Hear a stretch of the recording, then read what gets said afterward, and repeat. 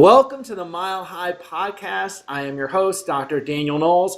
Thank you for listening to us wherever you are listening to us, which may be iTunes, it might be YouTube, it might be Facebook, it might be Stitcher. The Mile High Podcast is on all of those and downloaded in approximately 35 countries last I counted, which is absolutely amazing. Thank you for tuning in. And if you are listening to this, we highly would love and request that you subscribe. Just hit the subscribe button so that way you can continue and never ever miss a Mile High Podcast, as well as make sure that you get to mark on your calendar in permanent ink the date for Mile High, which is August 17th to 20th. That's when you want to rise higher and join us in Colorado to increase not only your altitude, but your attitude. And today, I am very grateful to have with me our guest, Cathy Wendelin Colby. She is a phenomenal chiropractor, and she has been teaching the world how to live a healthier lifestyle since 1988, which would start as a simple after-school job teaching aerobics still in high school, and ended up in health and fitness, ended up in chiropractic school, graduated life in 1998, and as many leadership positions in the profession, which we'll get to talk about. And I always enjoy getting to connect with her and hear her speak. Thank you for joining us, Dr. Cathy Wendelin Colby. Thank you so much. You just made me blush. That's fantastic. Thank you for that great introduction. Well, it's all true.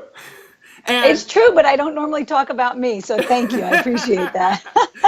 And also, most recently, one of the things that I really am happy that you are putting so much energy to is the League of Chiropractic Women and the important role they play. So let's first talk about you in terms of just a little bit more about how you found your way into chiropractic.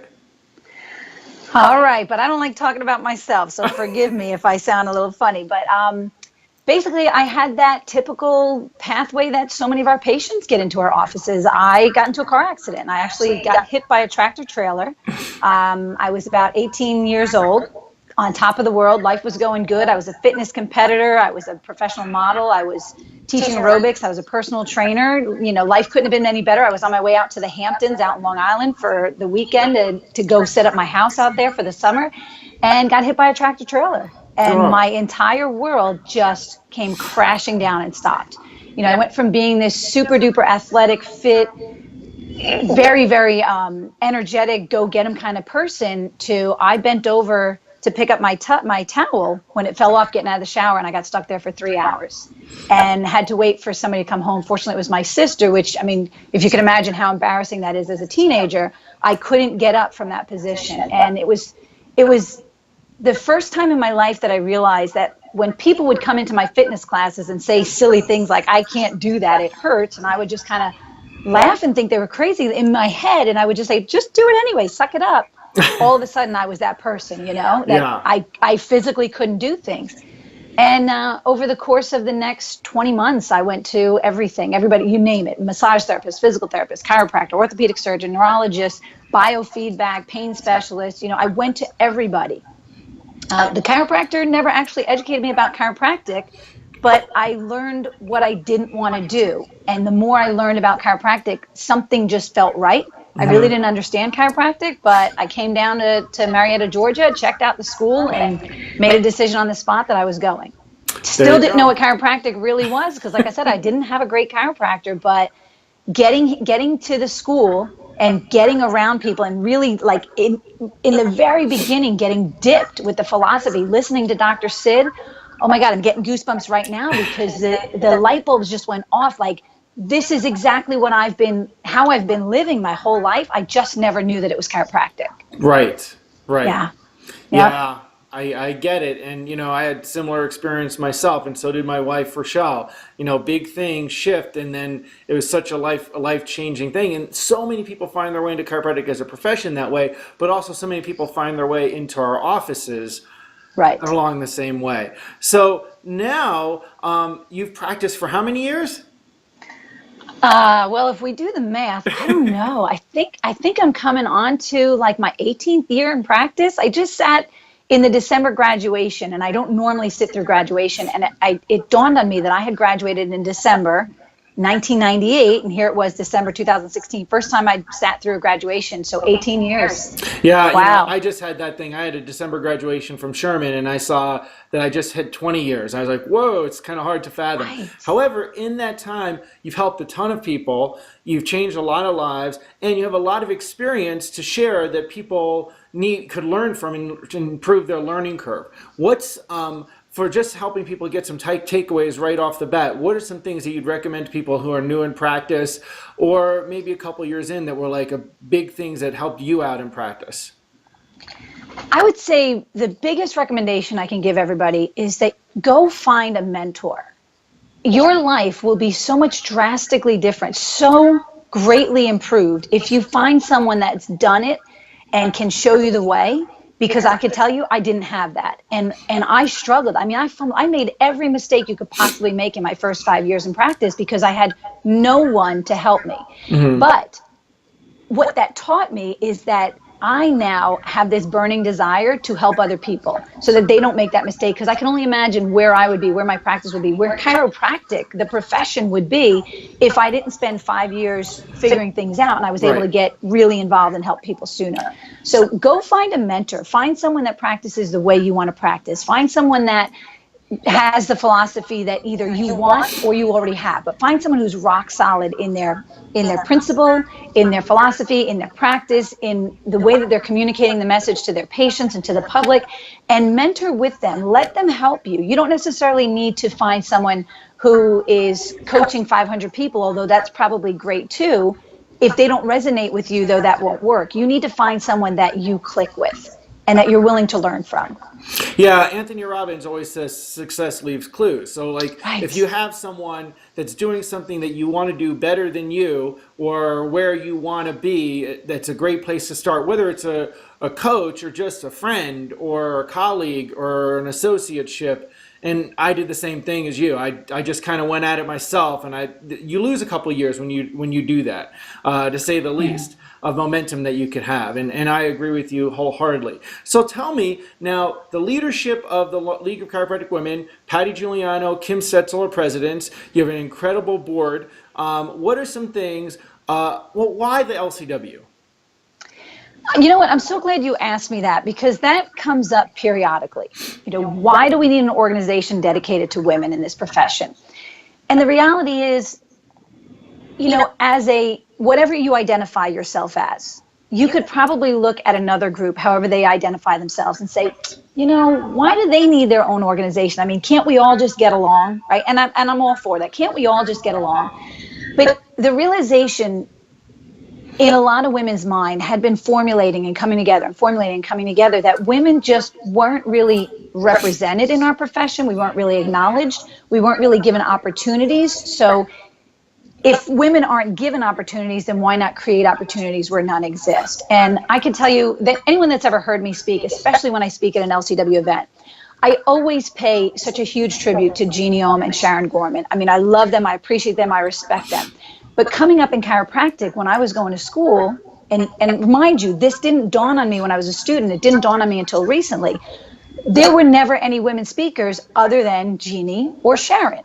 If you went to a seminar, if you went to assembly, if you went anywhere, you very rarely saw a woman speaker. But being a New York Italian who just kind of like rolls with it, I didn't even pay attention to the fact that there weren't women. It was what it was.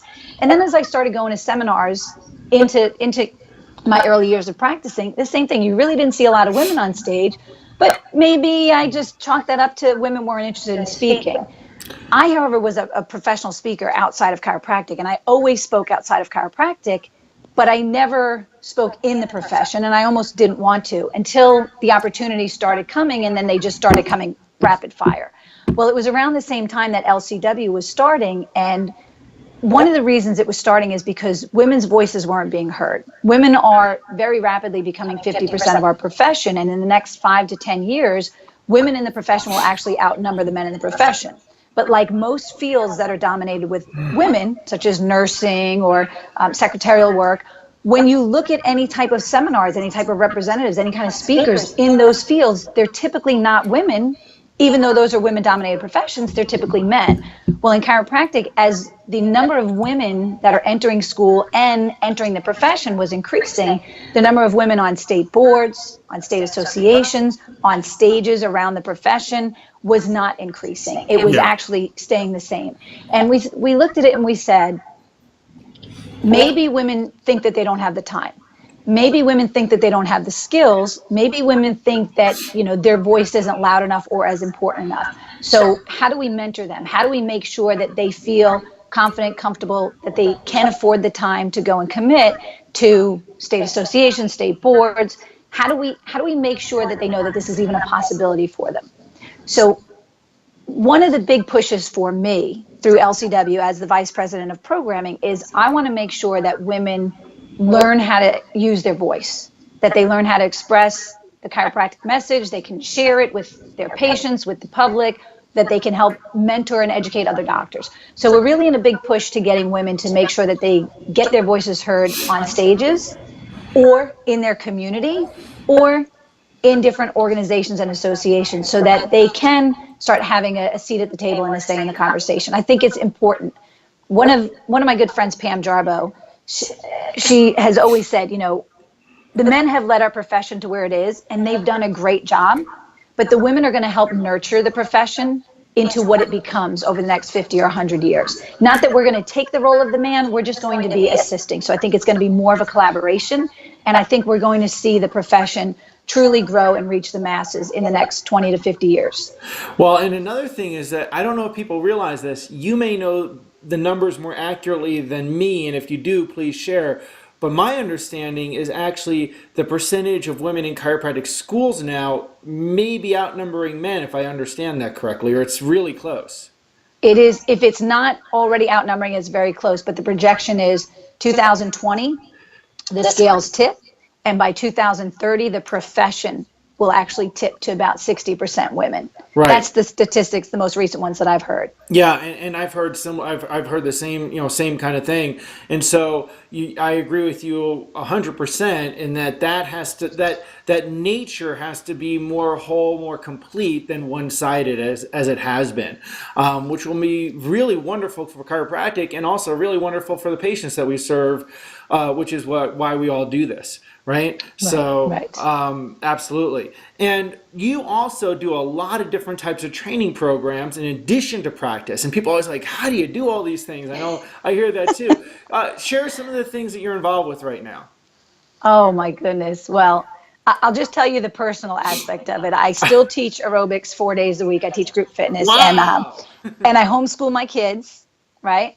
And my husband and I, we've got 2 practices. I mentor students that are always in the office all the time. I teach a business class at Life University every quarter, but I'm also involved on the board of the Georgia Council of Chiropractic, obviously on the League of Chiropractic Women. I'm on the advisory board of the PEAK program at Life University. So those of you who actually have a PEAK student, if you've taken the time to actually read your training manual, I wrote that in a way that would help your students learn everything that they need to know prior to graduation so that they can make that transition from student to doctor while they're in your office.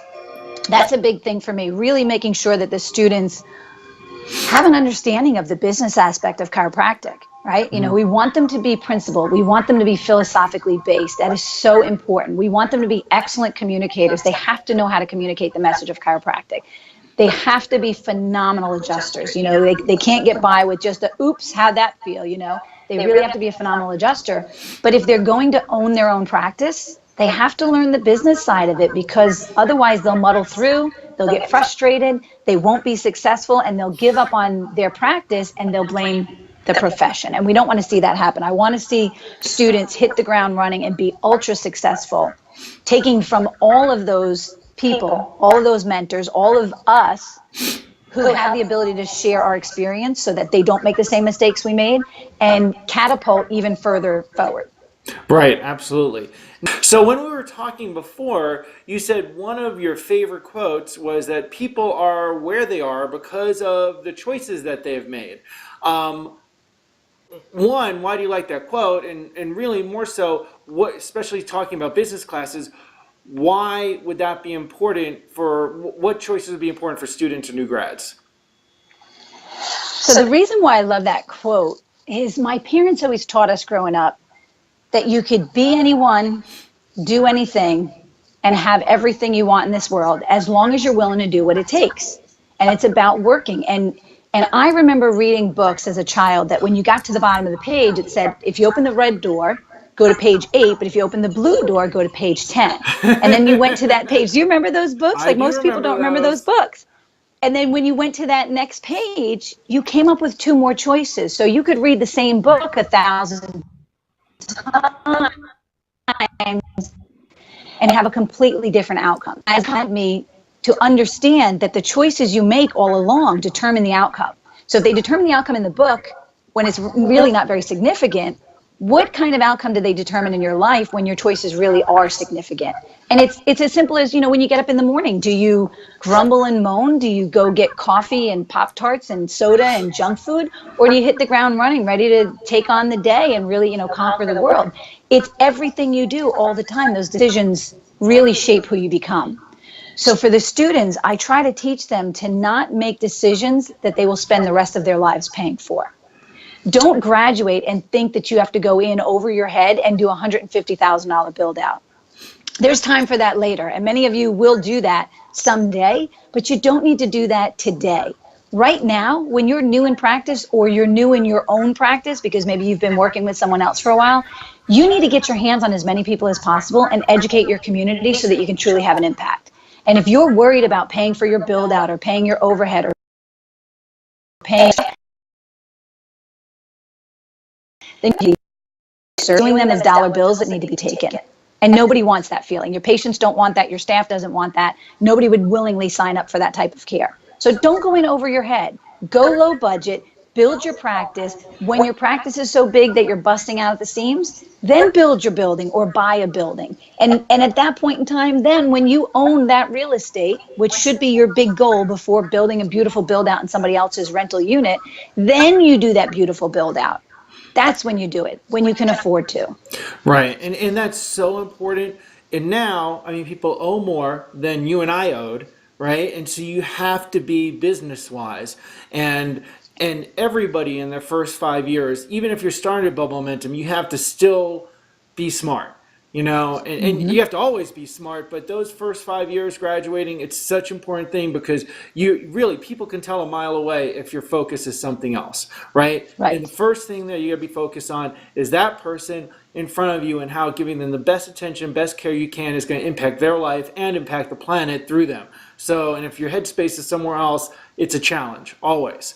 So vital to have it to really use that as an exercise in terms of having your hands, head, and heart in the right place for sure. So for you, why do you think it is so important for both students and doctors to continue to go to various chiropractic events?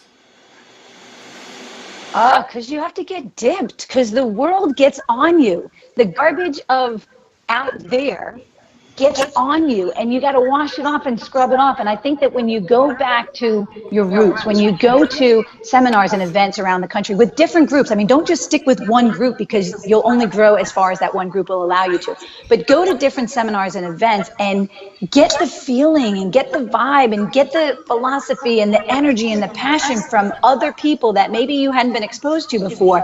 Let it get on you. Rub up on them, share it, get that stuff on you instead of the garbage that the world, because the world will try to beat you down if you let it. The world will tell you that you're not good enough, that you're not successful enough, that your body's not smart enough. It does it to women all the time, right? It tells them that they're not capable of having a natural birth. The world is always trying to beat people down to what they cannot do. And in chiropractic, we're always trying to build people up to what they absolutely can do.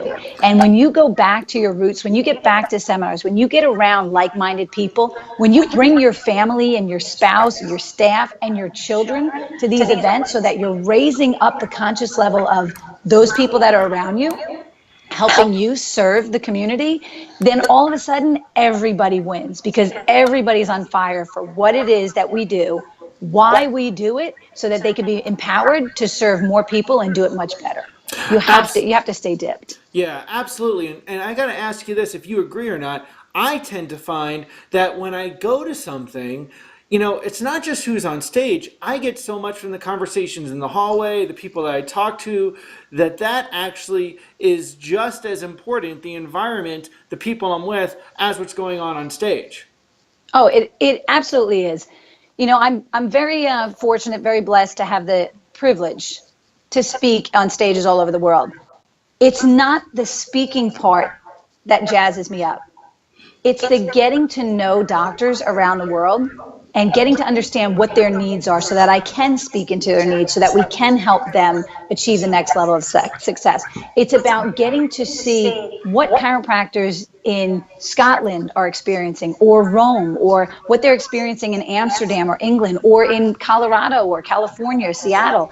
Being around different chiropractors and getting to understand their experiences, the challenges that they're dealing with, like, different legislation in the states coming up right now, and understanding that could happen in any one of our states at any moment's notice. So we all need to rise up and get involved. Being around those people, though, that's my family. That's Right. those are my friends. That's the people I want to be around. And there's a great message always coming from the stage, but there's an important message always coming in the back of the room and at the bar, and in the social time, when you really connect with people and find out, how can I help you, or how can something you're experiencing help me serve my community at a better level? Yeah, I always find I get so much from the experience of the community and the experience of people, and it's so important. So thank you for taking your valuable time, because I know how busy you are. I didn't even know you were doing homeschooling. Wow, it's a whole nother level. And and I have doctors that I coach.